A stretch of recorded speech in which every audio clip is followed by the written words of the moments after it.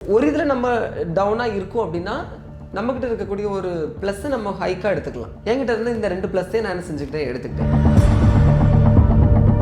இன்னொன்று என்ன அப்படின்னு பார்த்துச்சிங்கன்னா, அங்கே இருக்கிறதுலே இன்ஸ்டா ப்ரொஃபைல் வந்து எனக்கு தான் ஃபாலோவர் ஜாஸ்தி. நான் டக்குன்னு பேசிடுவேன், மனசில் ஒன்றும் வைக்க மாட்டேன். எனக்கு எப்போவுமே வந்து நான் அவ்வளோவா யார்கிட்டையும் பேச மாட்டேன். ஃபுல் டைம் வந்து என்னோட மைண்டு ஃபுல்லாக அடுத்த ரீல்ஸ் என்ன போடலாம் அதுதான் யோசிச்சுட்டே இருக்குமே தவிர, அப்படிலாம் இருக்கும்போது நம்ம எப்படி இவங்ககிட்ட நம்ம தாக்கு பிடிக்க போகிறோம், இவங்ககிட்ட நம்ம எப்படி கெமிஸ்ட்ரி ஒர்க் அவுட் ஆக போகுது, இவங்க கூட நம்ம எப்படி இந்த ஷோ ஃபுல்லாக நம்ம ட்ராவல் ஆக போகிறோம், இவங்க வந்து நம்மளை வந்து ரெஸ்பெக்ட் பண்ணுவாங்களா. என்னை வந்து அழகாக வந்து மக்கள் மத்தியில் கொண்டு உட்கார வச்சது வந்து என்னோடய படிப்பு. அதுக்கு என்றைக்கு சல்யூட் தான். அங்கே பாருன்னா நான் அங்கே பார்க்கணும். நான் என்ன கேட்பேன், எப்போ பார்க்கணும், அவங்க படாத பாடுபடுவாங்க என்ன வச்சு. உங்கள் அண்ணிங்கெல்லாம் உங்களை எப்படி பார்ப்பாங்க? அப்புறம் இன்னொன்று என்னென்னா, நான் செட்டில் எப்போ பார்த்தாலும் சாப்பிட்டுட்டே இருப்பேன்.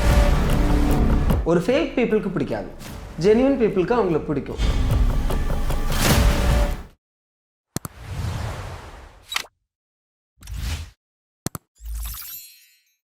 என்னதான் நீங்கள் ஒரு சோஷியல் மீடியாவில் ஒரு பிரபலமான ஒரு பிளாகராக இருந்தாலும், இன்றைக்கி ஒரு பிரபலமான அறியக்கூடிய ஒரு செலிப்ரிட்டியாக இருந்தாலுமே, இது உங்களுடைய பேஷனாக தான் இருக்குது. உங்களோட ப்ரொஃபஷன் வரும்போது நீங்கள் ஒரு ஆசிரியர். ஆமாம், அது உண்மையாகவே நான் நான் மட்டும் கிடையாது, என்னையும் மீறி பல பேர் என்கிட்ட வந்து ஆக்சுவலாக நான் பார்த்த கோணத்தில் பார்த்த பிளாக் ஸ்டாரை தவிர்த்து எனக்கு மற்றவங்க காட்டியிருக்காங்க. என்னோடய வீட்லேயே வந்து என்னோடய பிரதர் வந்து இந்த மாதிரி மேக்ஸ்லாம் அவர் சொல்லுவார். அவர் யாருப்பா மேக்ஸ் சொல்லித்தராங்க, நான் யாருமே இன்டர்வியூ பண்ணலையப்பா அப்படின்னு உங்கள் வீடியோ காரணமாக நான் வியந்து பார்த்தேன். ஓ, இவருக்குள்ளே இந்த மாதிரி ஒரு முகம் இருக்கா அப்படின்னு சொல்லிட்டு, இல்லை பாட்சாவில் சொல்கிற மாதிரி அவருக்கு இன்னொரு முகம் இருக்குது அப்படின்ற மாதிரி உங்களுக்கு இன்னொரு முகம், ரொம்ப அருமையான முகம். இன்றைக்கி இருக்கக்கூடிய இவ்வளோ பிஸி ஷெடியூல்லையும் உட்காந்து யாருன்னா அவங்களுக்கு கேள்வி கேட்டு அதுக்கு விடை வேணும் எங்களுக்குன்னா நேரம் ஒதுக்கி அவங்களுக்காக விளக்கம் கொடுத்துட்ருக்கீங்க. உண்மையாக பாராட்டக்கூடிய விஷயம்.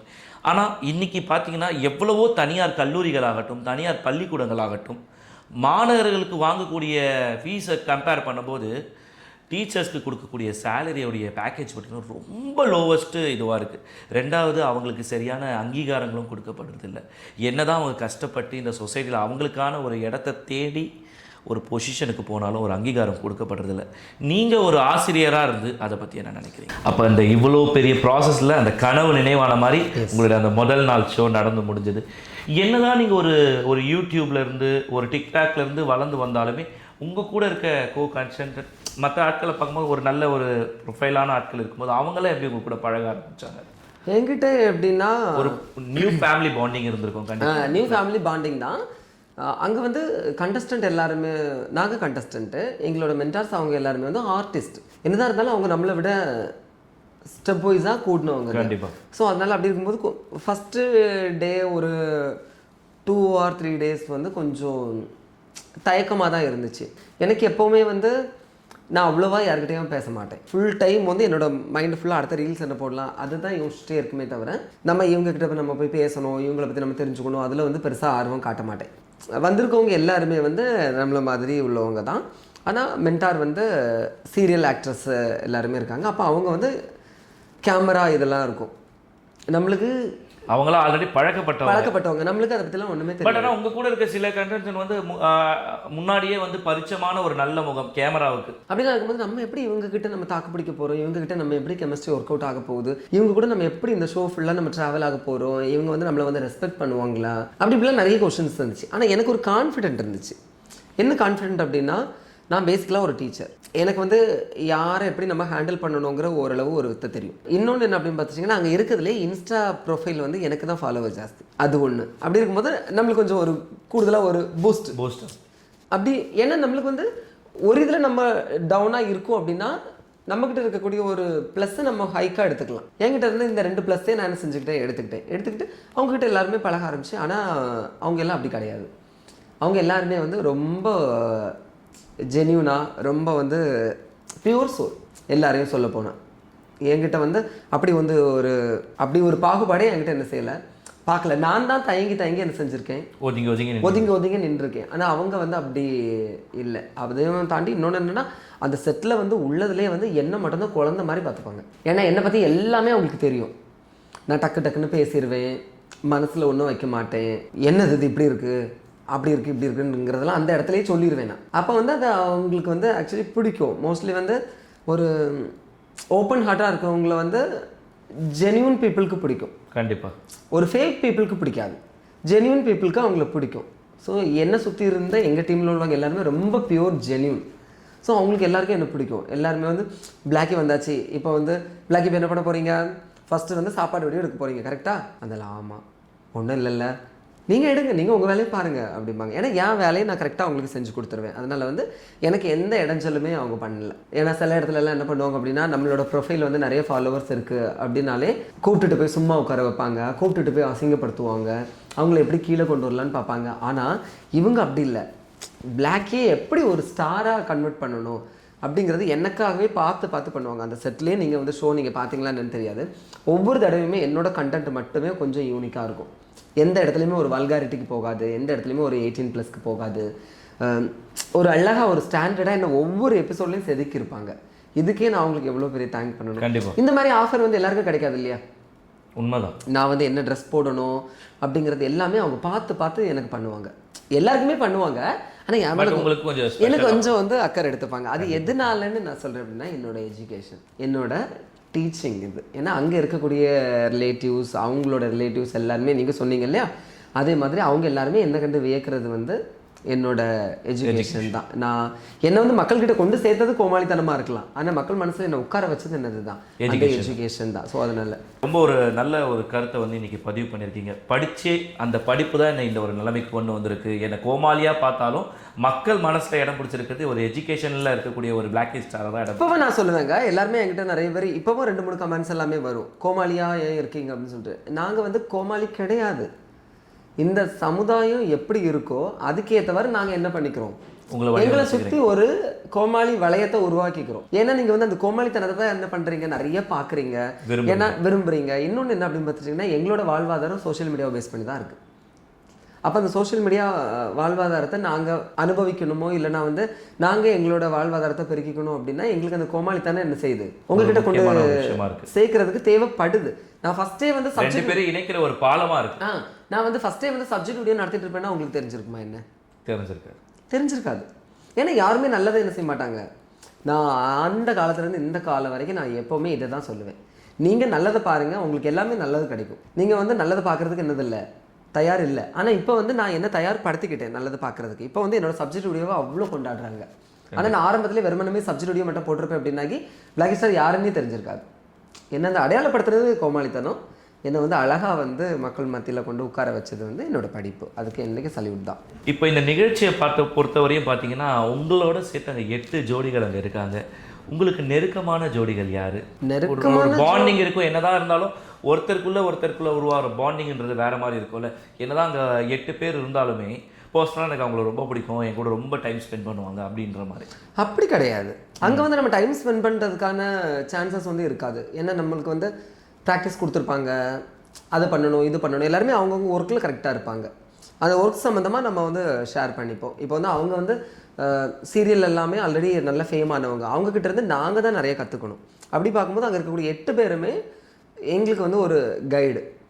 நாங்கள் எது கேட்டாலுமே முகம் சுளிக்க மாட்டாங்க, இப்படி தான் நீங்கள் கேமரா ப்ரெசென்ட் பண்ணணும். ஏன்னா நம்மளுக்கு தெரியாது இல்லையா, நம்ம வந்து சின்ன கேமராலே நம்ம இருந்திருக்கோம், அவ்வளோ பெரிய ஸ்டேஜில் நம்ம நிற்கும், அவ்வளோ கேமராக்கள் இருக்கும். அப்படி இருக்கும்போது நம்ம எப்படி இருக்கணும்னு சொல்லி அந்த 8 பேருமே அங்கே இருக்கக்கூடிய 8 பேருக்குமே டீச் பண்ணுவாங்க.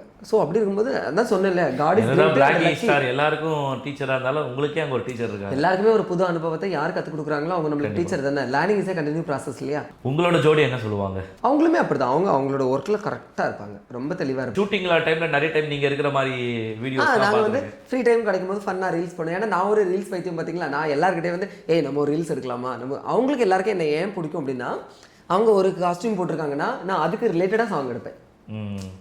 இந்த காஸ்டியூமுக்கு இந்த ரீல் நல்லா இருக்கும், சாங் போட்டால் நல்லாயிருக்கும், நல்ல ரீச் கிடைக்கும் அப்படின்னு சொல்லிட்டு நான் சொல்லுவேன்.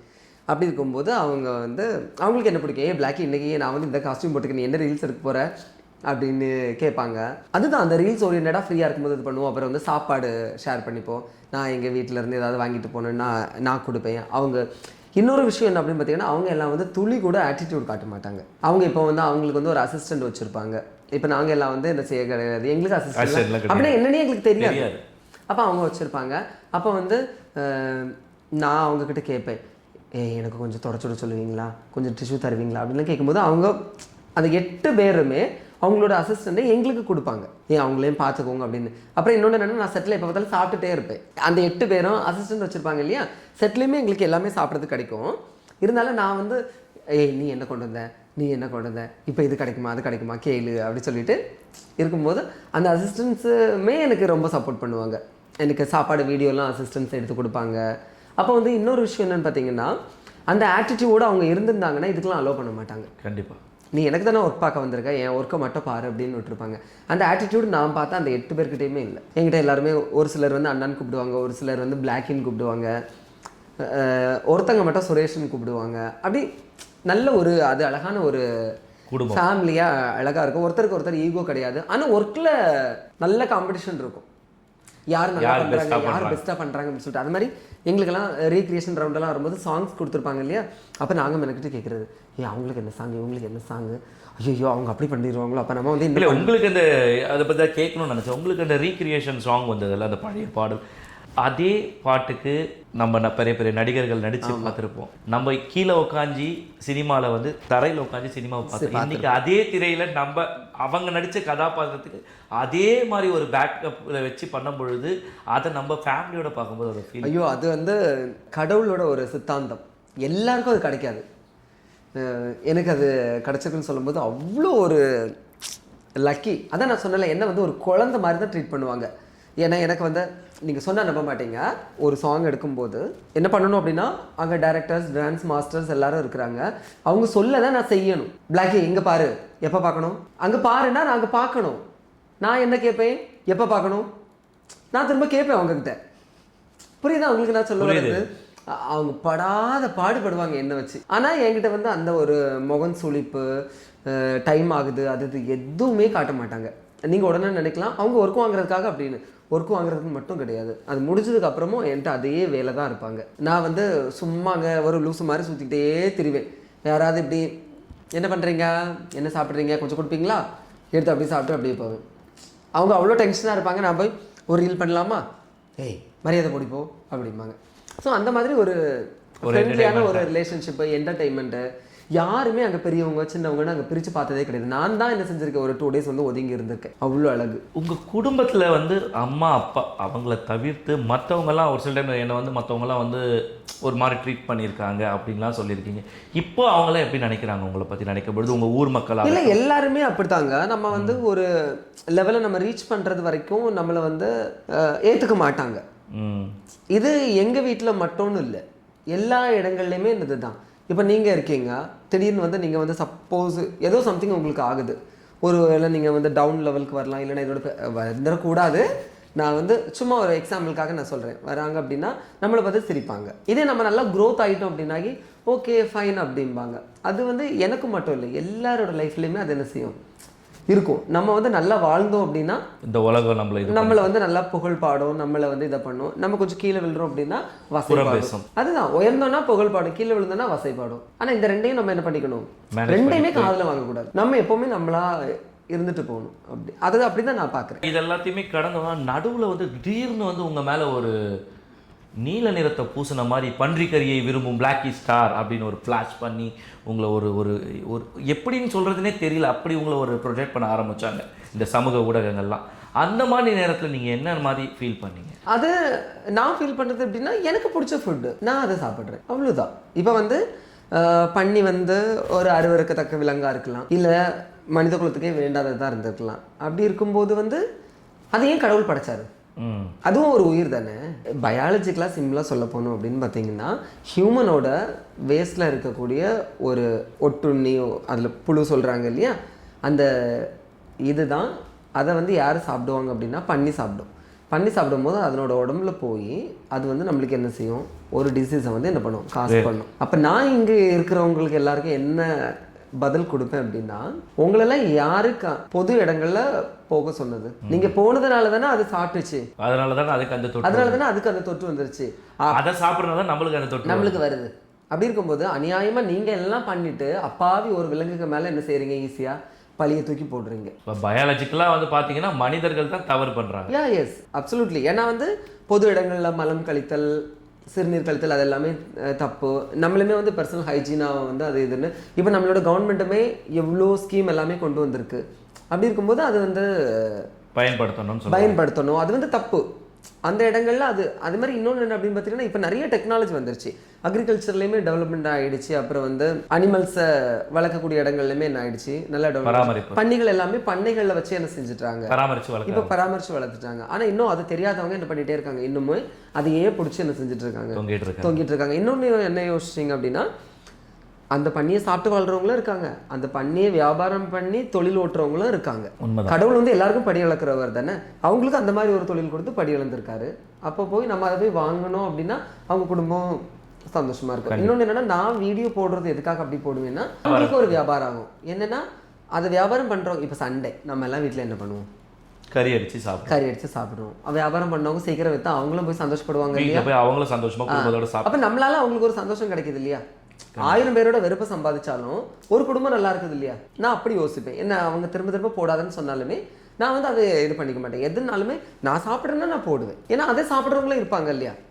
அப்போ அந்த கடையில் உள்ளவங்களுக்கு வந்துன்னா எப்போவுமே நார்மலாக நான் வீடியோ போடாமல் 11 மணி 12 மணி வரைக்கும் ஆகும் அது வியாபாரம் சேல்ஸ் ஆகுறதுக்கு. நான் வீடியோ போட்டதுக்கப்புறம் என்ன ஆகுன்னா, ஒரு 9-10 மணிக்கு என்ன ஆயிரும், சேல்ஸ் ஆயிரும். அப்போ அவங்க என்ன பண்ணுவாங்க, சேல்ஸ் ஆச்சுன்னா அவங்களுக்குன்னு ஒரு ஃபேமிலி இருக்கும். அந்த ஃபேமிலி கூட போய் என்ன பண்ணுவாங்க, டைம் ஸ்பெண்ட் பண்ணுவாங்க. அதுதான். ஏன்னா நம்ம இம்மெச்சூரிட்டியாக இருக்கும்போது நம்ம நிறைய பதில் கொடுத்துருப்போம். ஆனால் வந்து மெச்சூரிட்டி லெவலில் நம்ம ரீச் பண்ணும்போது நம்மளால ஒருத்தங்க என்ன பண்ணுறாங்க, ஒரு பயன் அடைகிறாங்க. ஒரு அவங்களுடைய வாழ்வாதாரத்தில் என்னோட ஒரு பங்கு இருக்கு அப்படிங்கும்போது எனக்கு சந்தோஷம் தானே. பன்றிகரியை பற்றி பேசும்போது நீங்கள் அழகாக ஒரு பயாலஜிக்கலாக ஒரு விஷயத்த சொல்லி முடிச்சிங்க. பட் ஆனால் இதை சமூகத்தில் இருந்து பார்க்கும்போது குறிப்பிட்ட சமூகத்தை உயர்த்தி காட்ட தான் வந்து பிளாக் ஸ்டார் தன்னுடைய சமூகத்தை உயர்த்த தான் இந்த மாதிரி பண்ணாரு அப்படின்னு உங்க மேல ஒரு பிளாக் டாட் வைக்க. இப்படி எல்லாம் ஒன்றும் கிடையாது, எல்லாமே நம்ம சமூகம் தான். எனக்கு இந்த கறி பிடிக்கும், உங்களுக்கு அந்த நேரத்தில் வந்து நீங்க அமைதி காத்தீங்க.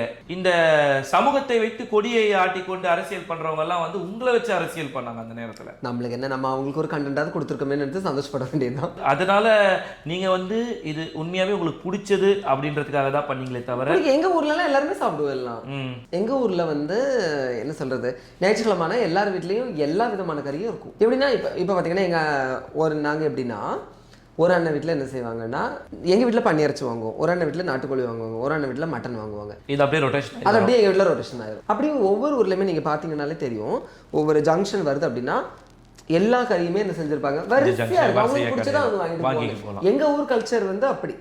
எங்களுக்கு வந்து இதை சாப்பிட்றவங்க இப்படி, அதை சாப்பிட்றவங்க இப்படின்னா அந்த மாதிரியான பாகுபாடு அங்கே என்ன செய்யாது, கிடையாது. எங்கள் ஊரில் கிடையாது. இப்போ உங்கள் அண்ணன் அப்படின்னு சொல்ல வந்தீங்க, உங்கள் அண்ணனுங்க உங்கள் குடும்பங்கள் சொல்லுங்க, உங்கள் அண்ணிங்கெல்லாம் உங்களை எப்படி பார்ப்பாங்க? அவங்க எல்லாம் கண்ணால் தான் பார்ப்பாங்க.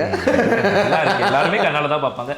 ஆரம்ப காலத்தில் இங்கே அங்கே இருந்தால் உங்கள் மச்சனை இப்படி ஆடிட்டு இருக்காரு, சுற்றிட்டு இருக்காரு அப்படின்லாம் புறம் பேசியிருப்பாங்க. பெண்கள்னாலே புறம் பேசுவாங்க. அதுவும் அக்கம் பக்கத்தில் அவங்க பேச மாட்டாங்க. கூட இருக்கவங்களாம் சொல்லுவாங்க, உங்கள் மச்சனுக்கு ஏன் இப்படி பண்ணுறாரு, இப்படி பண்ணக்கூடாது, அப்படி செய்யக்கூடாது அப்படின்னு சொல்லி. இன்னைக்கு வேற ஒரு வே ஆஃப் தாட்ல அவங்களாம் பார்க்குறாங்க. அவங்க ஆரம்ப காலத்தில் எப்படி உங்ககிட்ட நடந்து? இல்லை, அதுதான் நீங்கள் சொன்னது மாதிரி தான். அவங்க ஏன் அப்படி ஆடிட்டு இருக்காங்கன்னு ஏன்னா அவங்களுக்கு தோணாது. எங்கள் அண்ணிகளுக்கெல்லாம் வந்து குழந்தை நீங்கள் ஏன் இப்படி பண்ணிட்டு இருக்கீங்கன்னா அவங்களுக்கு தோணாது. அவங்க வேலை பார்க்குற இடம், அவங்க போகிற இடம், அவங்க மீட் பண்ணுற இடம், அவங்க சொல்லி தான் அவங்க கேட்பாங்க.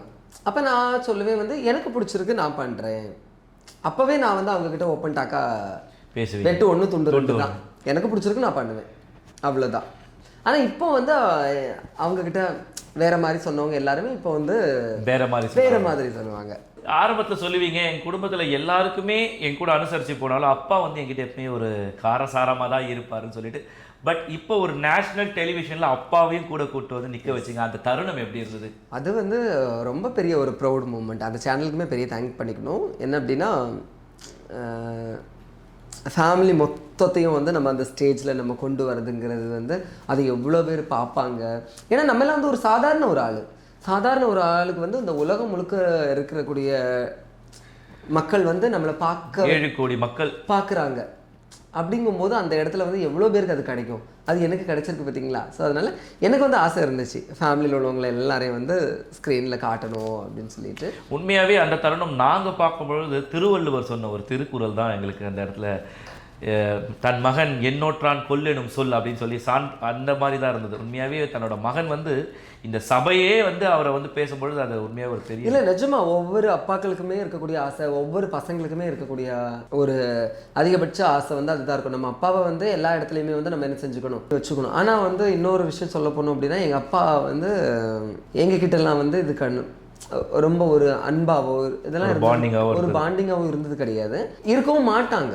அவங்க ஒரு மைண்ட் செட்டு. ஆனால் அதில் ஒரு பாசிட்டிவ் என்னன்னா, அவங்க அப்படி இருந்ததுனால தான் நாங்கள் இப்படி இந்த ஒரு இது சொல்லுவாங்க தெரியுமா, எதையும் தாங்குற ஒரு இதையும் எதையுமே நம்ம எடுத்துக்கக்கூடிய ஒரு இது பக்குவம் எல்லாமே அங்கேருந்து வந்தது தான். ஏன்னா எங்கள் அப்பா எங்களுக்கு வந்து ஒரு வருஷத்துக்கு ஒரே ஒரு சட்டை தான் எடுத்து கொடுப்பாரு.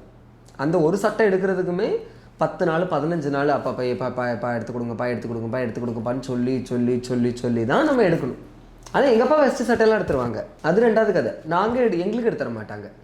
ஸோ இப்படி ஒரு டிஃப்ரெண்ட் கேட்டகரியான அப்பா தான் எங்கள் அப்பா. நிறைய மன தைரியம் அது இதெல்லாமே வந்து அவங்கக்கிட்ட இருந்து தான் எங்களுக்கு பாஸ் ஆச்சு.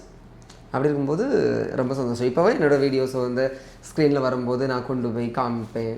அப்படி இருக்கும்போது ரொம்ப சந்தோஷம் தான். ஆனால் எங்கள் அப்பாவுக்கு அது வந்து ஒரு பெரிய விஷயமா தெரியாது. அவங்களுக்கு எப்போவுமே நம்ம ஒரு பையன் தானே. சரி, அப்படி இருந்த ஒரு அப்பாவை இன்னைக்கு உங்கள் ரீல்ஸில் பார்க்கும்பொழுது எங்களுக்கு ரொம்ப சந்தோஷமாக இருக்குது. இதில் இன்னொரு விஷயம் சொல்லணும் எப்படின்னா, நிறைய பசங்க சின்ன பசங்கள்லாம் வந்து நான் வந்து எங்கள் அப்பா மிச்சம் வச்ச சாப்பாடு சாப்பிடுவேன். எங்கள் அப்பா சாப்பிட்ட தட்டில் நான் சாப்பிடுவேன். எனக்கு அது ரொம்ப பிடிக்கும். எங்கள் அம்மா எவ்வளோதான் நம்ம அட்டாச்மெண்ட்டாக இருந்தாலுமே எங்கள் அப்பா மிச்சம் வச்சுட்டு இருக்கக்கூடிய சாப்பாடு எடுத்து சாப்பிட்றது அது வந்து ரொம்ப பிடிக்கும். அப்போ வந்து என்கிட்ட ஒரு நாள் வந்து ஒரு பர்சனலாக, ஏன்னா இப்போ இருக்கக்கூடிய ஜென்ரேஷன் வந்து அப்பா அம்மா சாப்பிட்றதையே எச்சின்னு நினைக்கக்கூடிய காலம். கண்டிப்பாக அவங்களுக்கு வந்து ரொம்ப ஹைஜீனாக இருக்கணும் அப்படிங்கிற ஒரு இது. அப்போ ஒரு நாள் வந்து ஒரு வீட்டில் ஒரு பையன் ஒரு பெரிய ஸ்கூலில் படிக்கிறான். அந்த பையன் வந்து சின்ன வயசுலேயே அவங்க அப்பா அம்மா கூட ரொம்ப அட்டாச்மெண்ட் பண்ண மாட்டானா, விரசி கொடுத்தா சாப்பிட மாட்டானா, அது பண்ண மாட்டானா, இது பண்ண மாட்டானா, அப்படிலாம் இருந்திருக்கான். அப்போ வந்து ஒரு நாள் வந்து என்னோடய வீடியோஸ் வந்து அந்த சின்ன பையனுக்கு போட்டு கொடுப்பாங்களாம். அப்போ வந்து என்னோடய வீடியோஸில் வந்து நான் ரேண்டமாக இப்படி சொல்லுவேன், எங்கள் அப்பா மிச்சம் வச்ச தட்டில் நான் சாப்பிட போகிறேன் அப்படின்னு சொல்லிட்டு. அப்போ வந்து பெரிய பணக்காரங்க வீட்டிலலாம் வந்து இப்படி இருக்கும், டிவி வந்து பெரிய டிவியில் பார்ப்போம் இல்லையா. அப்போ அந்த குழந்தை வந்து அது பார்த்துட்டே இருந்திருக்கு, சின்ன பையன் ஒரு 5th or 6th படிக்கிற பையன். அப்போ வந்து அதை மேபி அவனுக்கு வந்து ரெகுலராக காமிச்சு கொடுப்பாங்கன்னு நினைக்கிறேன். அப்போ வந்து அந்த பையன் வந்து அவங்க அம்மா விரசின அவங்க அம்மா கிட்ட போய் சாப்பாடு விரசி கேட்டானா. அப்போ வந்து அவங்களுக்கே ஒரு என்ன வந்து அவங்க ரொம்ப ஸ்டாண்டர்டான ஒரு ஃபேமிலியில் உள்ளவங்க. நான் என்ன சொல்ல வரேன்னா, இப்போ இருக்கக்கூடிய கல்ச்சரில் வந்து அப்பா அம்மா விரசி வைக்கக்கூடிய சாப்பாடு அதையே நம்ம என்ன நினைக்கிறாங்க, ஒரு இது மாதிரி நினைக்கிறாங்க, சாப்பிட்டது எதுக்கு மிச்சம் சாப்பிடணும், நம்ம சாப்பிடணும் அப்படிங்கிற ஒரு மென்டாலிட்டி இப்போ உள்ள சமூகத்தில் அது இருக்குது. அதை வந்து கொஞ்சம் பிரேக் பண்ணியிருக்கேன் அப்படின்னு சொல்லும்போது எனக்கு ரொம்ப சந்தோஷமாக இருந்துச்சு. அந்த பையன் அவங்க அம்மா வந்து அவ்வளோ அழகாக எனக்கு மெசேஜில் சொன்னாங்க. ரொம்ப சந்தோஷமாக இருக்குது. கண்டிப்பாக வந்து இது நாங்களே எதிர்பார்க்காத ஒன்று. ஸோ ரொம்ப சந்தோஷம், ரொம்ப தேங்க்ஸ் உங்களுக்கு அப்படின்னு சொல்லியிருந்தாங்க. ஸோ நம்ம வீடியோ மூலமாக கொஞ்சம் ஒரு சில இம்பேக்ட் என்ன செய்து நடக்குது. அது இன்னொரு இம்பேக்ட் என்ன அப்படின்னு பார்த்தீங்கன்னா, சாப்பாடு எடுத்துகிட்டு போகிறாங்க. தெரியுமா உங்களுக்கு? நான் எப்போவுமே ட்ரெயினில் வரும்போது பார்த்தீங்கன்னா ஒரு கம்பு போய் வச்சுருப்பேன், அதுக்கு உள்ளாடி எல்லாமே இருக்கும். டீ மட்டும்தான் ஃப்ளாஸ்க் இருக்காது, அதுவும் சீக்கிரத்தில் வச்சுருவேன். அதை மிஸ் பண்ணிவிட்டு மிச்சம் எல்லாமே இருக்கும். சோறு இருக்கும், பழம் இருக்கும், ஸ்நாக்ஸ் இருக்கும், எல்லாமே இருக்கும். ஏன் அப்படின்னா நம்ம ட்ராவல் பண்ணும்போது அந்த ஃபுட்டு வந்து என்ன செய்யாது, ஒவ்வொரு இடத்துலையும் ஒவ்வொரு மாதிரி இருக்கும். அதுவும் ட்ரெயின் சாப்பாடு நம்ம சொல்லவே வேணாம், நல்லாவே இருக்காது கொஞ்சம் கூட. நிறைய காலேஜ் பசங்க ஃபேமிலியாக போகிறவங்க நிறைய பேர் எனக்கு நாங்களும் சாப்பாடு எடுத்துட்டு போய், ஏன்னா வந்து கூச்சப்படுறாங்க எல்லாரும். சாப்பாடு எடுத்துட்டு போறதுக்கு கூச்சம், வாழையில மடக்கிறதுக்கு கூச்சம், டிஃபன் பாக்ஸை கழுவுறதுக்கு கூச்சம், ட்ரெயின்ல திறந்து சாப்பிட்றதுக்கு கூச்சம். எதுக்கு கூச்சம்? யார் என்ன நினைப்பாங்களோ, யார் என்ன நினைப்பாங்க? ஒருத்தரும் ஒன்றும் நினைக்க மாட்டாங்க. நம்ம தான் அப்படி என்ன செஞ்சுக்கிறோம், அவங்க நினைச்சிருவாங்க, இவங்க நினைச்சிருவாங்களோ, நம்ம தான் நினைக்கிறோமே தவிர அவங்க யாரும் நினைக்க மாட்டாங்க. அவங்களுக்கு நம்மள நினைக்கிறதா வேலை. இப்போ வந்து அது கொஞ்சம் நிறைய இதாக இருக்கும்போது அது எனக்கு அவ்வளோ சந்தோஷமா இருக்கும். ஈவன் சாப்பிட போகும்போது ட்ராவல் பண்ணும்போது நம்ம 4 பழமாக என்ன செஞ்சுக்கணும், பசி தாங்குற அளவுக்கு நம்ம வச்சுக்கணும். ஸோ அதுவும் வந்து ஒரு சில இம்பேக்டை நம்ம வீடியோ மூலமாக கிடைக்குதுன்னு சொல்லும்போது ரொம்ப சந்தோஷமாக இருக்குது.